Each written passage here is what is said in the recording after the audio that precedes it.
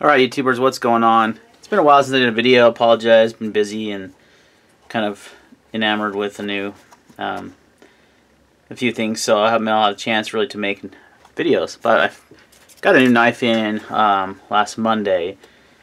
This is the SharpByDesign Mini Typhoon. I was on the books for these for the second run. Just got mine in and wanted to kind of go over the review with you. I've been able to use this as my EDC for the last week. I actually haven't carried another knife for the last 7 or 8 days, which is not unlike me, so that should tell you a lot right there. So it comes in this little packaging, nice little box here with the SharpByDesign card on there with Brian's information, and then you have just your little nice softly padded, nice packaging. Some better than a lot of makers, that's for sure, in this price range. Okay, so first and foremost, guys, this is a custom knife. This is not a inexpensive knife by any stretch of the imagination. They started, I want to say, around the $450 mark, and they are customizable a lot of ways. Lots of different things we'll talk about. The books are currently closed on these right now, so you can't actually order a Mini Typhoon at the moment. But who knows if he's going to do a second, because this is the second run of this knife. So it's a smaller version of his award-winning Typhoon, which was a Blade Show winner for Best Tactical Knife. He's won quite a few new awards, Best New Maker, Best Tactical Folder, a couple times now with the Typhoon, and then his latest Nemesis daggers. So very high quality stuff, guys.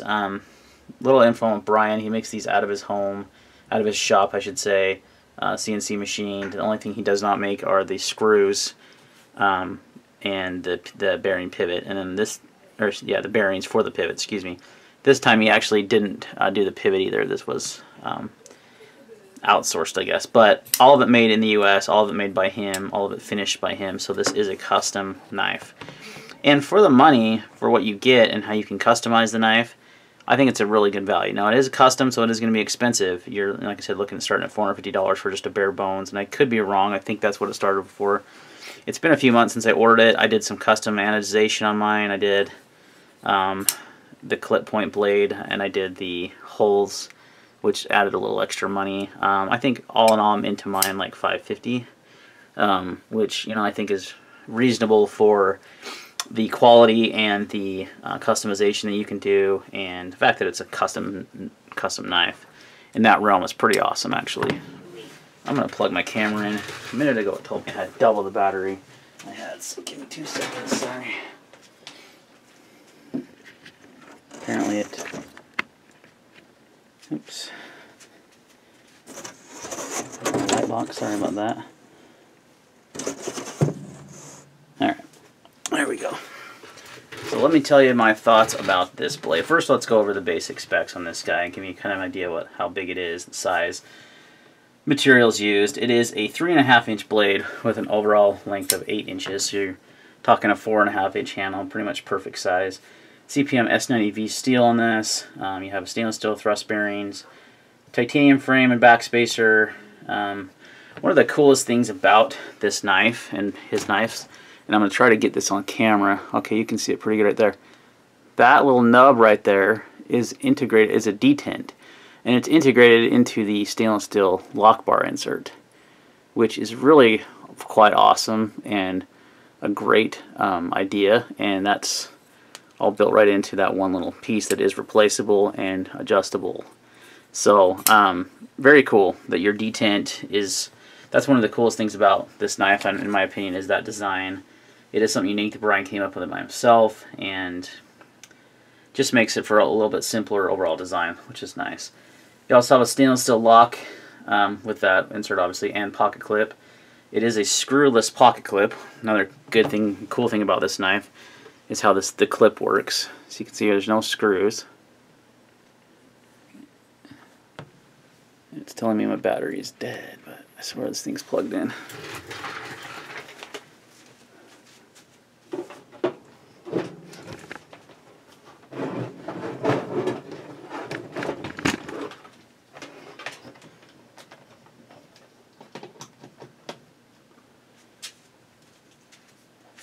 Alright, I think we saved it. It's still going.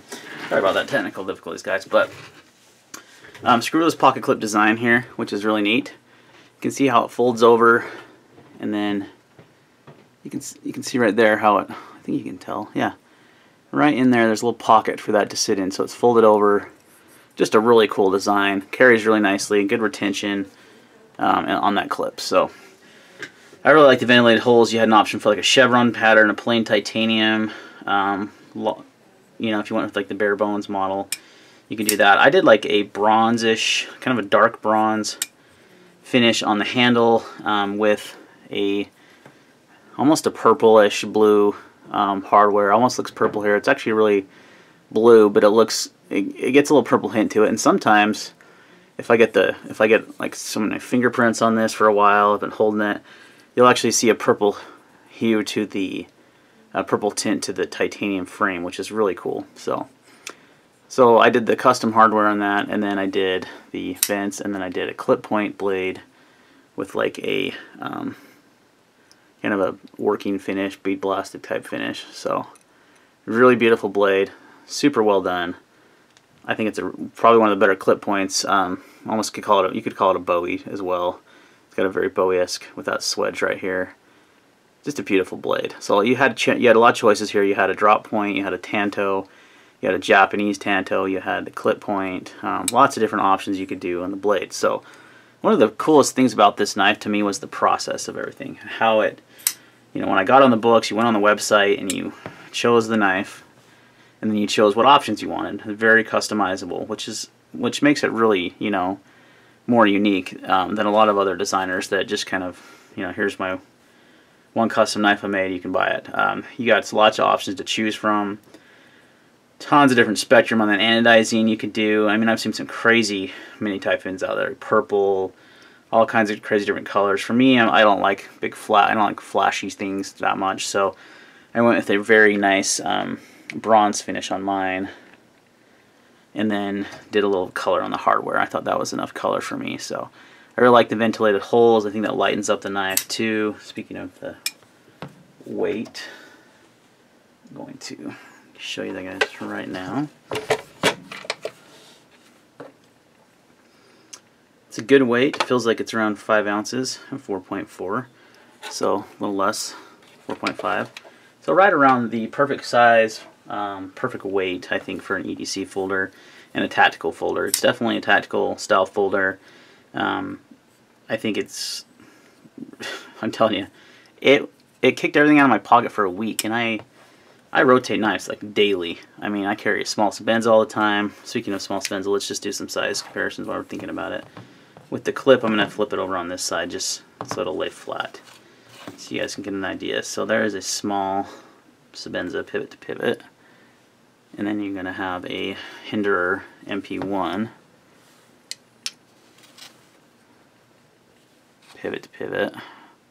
They're about identical in size, so it's, if you like the MP1 size, they're about the same. And here's the Giant Mouse GMP3, which was my most carried knife until I got the Mini Typhoon, and they're about the same size. So a little bigger than a small Sebenza, about the same size as the MP1 and the GMP3. So if you like a nice a knife in that size range, this is perfect. I think the large Typhoon would be a little too big for me. I don't carry too many big knives. This ended up being like perfect size, I think. I carried it all week, used it, just totally enjoyed it. And you know, sometimes when you spend this kind of money on a knife, you get it, and sometimes you're not satisfied. You're like, man, I spent a lot of money on this and it's not living up to its expectations. This is definitely one that does. Handle thickness, it's just a hair over ½ inch. It's a little thicker in the handle than I like. I like a little bit slimmer knife, but that's a nitpicky thing, just preference wise. I like it to be a little slimmer. I bet it's around the same as the MP1. It is.